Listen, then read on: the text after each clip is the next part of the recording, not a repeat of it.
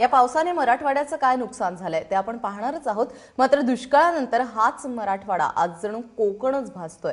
आपण पाहूयात। हे जे तुम्ही दृश्य पाहताय ना, हे फक्त कोकणातच असू शकतं। आज मराठवाड्यात आहे।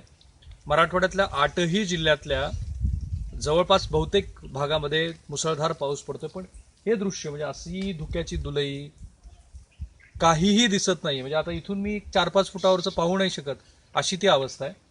आणि बघा ना, पाण्याचे थेंब ना थेंब प्रत्येक पानावरती पडलेले। जरी या पुराणी अनेक भागामध्ये चिंताजनक परिस्थिती निर्माण केलेली असली तरी निसर्गाचं सुद्धा अतिशय मनमोहक असं हे दृश्य सुद्धा इथे तयार झालंय। आणि मी इथे उभा आहे, साधारणतः 1,500 फूट जमीन पातळीपासून मी उभा आहे।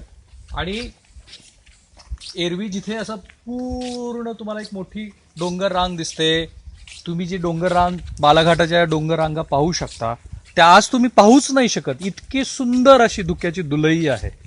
हे खरं आहे, मी जे म्हणालो की अनेक भागामध्ये पूर परिस्थिती आहे, लोक चिंतेत आहेत, परंतु हे दृश्य सुद्धा मराठवाड्याला नवीन आहे। एरवी जे हिवाळ्यामध्ये धुकं पडतं, ते धुकं त्याचा आनंद घेण्यासाठी लोक बाहेर पडत असतात, परंतु तुम्ही कल्पना नाही करू शकणार एवढं धुकं आहे आज मराठवाड्यात बऱ्याच भागामध्ये, विशेषतः 4 जिल्ह्यामध्ये जिथे पाऊस पडतोय।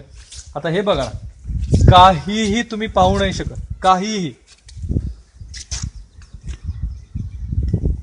आणि इथे जर तुम्ही बघत असाल ना, एक असं मोठं असं पठार आहे आणि दिसतं ते पठार। एरवी तुम्हाला असं पॅराग्लायडिंग वगैरे करावी की काय, इतकं ते सुंदर पठार आहे, परंतु आज परिस्थिती अशी आहे की पाऊस पडतोय, धुक्याची दुलई आहे। बघा ना, हे किती सुंदर दृश्य आहे आज।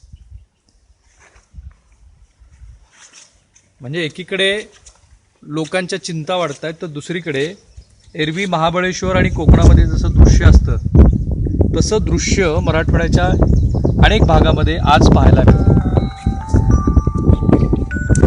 कॅमेरामन काकासाहेब कांबळेसह मी राहुल कुलकर्णी, ABP माझा, उस्मानाबाद।